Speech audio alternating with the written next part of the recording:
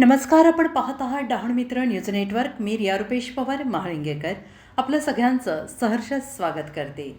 पाहूयात काही ठळक आणि महत्त्वाच्या घडामोडी. एक महत्त्वाची बातमी आपल्या समोर येते आहे. डहाणू मित्राचा दणका. उधवा येथील रत्नी नदीचे खोलीकरण. तलासरी तालुक्यातील उधवा गावातील रत्नी नदीमध्ये अनेक वर्षांपासून मोठ्या प्रमाणात गाळ साचून राहिला होता. त्यामुळे नदीतील पाण्याचा प्रवाह मंदावला असून पाणी झिरपणेही कमी झाले होते. अखेर महाराष्ट्र शासन, टाटा मोटर्स आणि नाम फाउंडेशन यांच्या संयुक्त विद्यमाने पाझर तलाव नाला खोलीकरण, रुंदीकरण, गाळ काढण्याच्या मोहिमेअंतर्गत रत्नी नदीतील गाळ काढण्याचे काम हाती घेण्यात आले होते.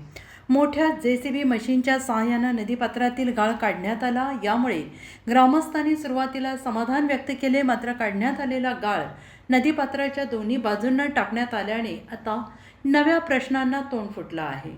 ग्रामस्थांच्या म्हणण्यानुसार पावसाळ्यात पुराचे पाणी आल्यास हा गाळ पुन्हा नदीपात्रात वाहून जाण्याची शक्यता आहे. यामुळे करण्यात आलेले खोलीकरण आणि गाळ काढण्याचे काम केवळ दिखावा ठरणार का, असा सवाल ग्रामस्थ उपस्थित करत आहेत.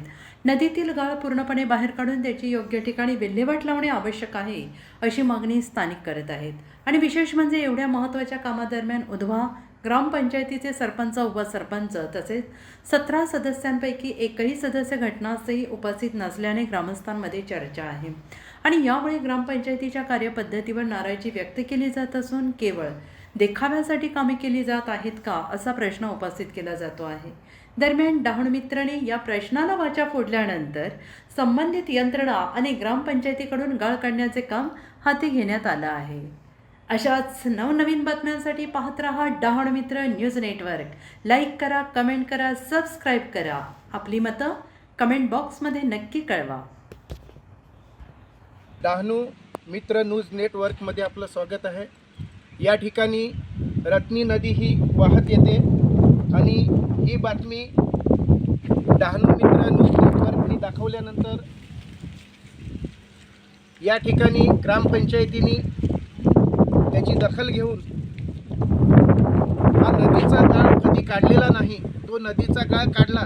परंतु या ठिकाणी नदीचा गाळ काढला, परंतु तो गाळ खरं तर ट्रकमध्ये वगैरे असा भरून न्यायला पाहिजे होता, पण तसा काही नेलेला नाही मिळत आणि हा इकडेच गाळ टाकलेला आहे.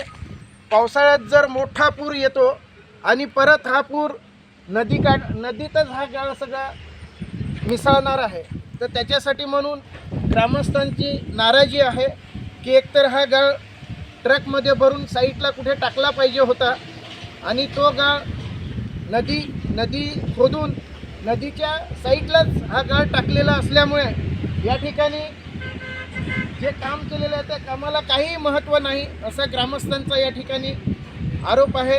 केवळ काम करायचं म्हणून ग्रामपंचायत देखावा करते, अशा पद्धतीचं ग्रामस्थांची नाराजी आहे.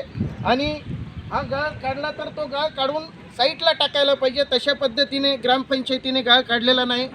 पत्रकार गोविंद गावित.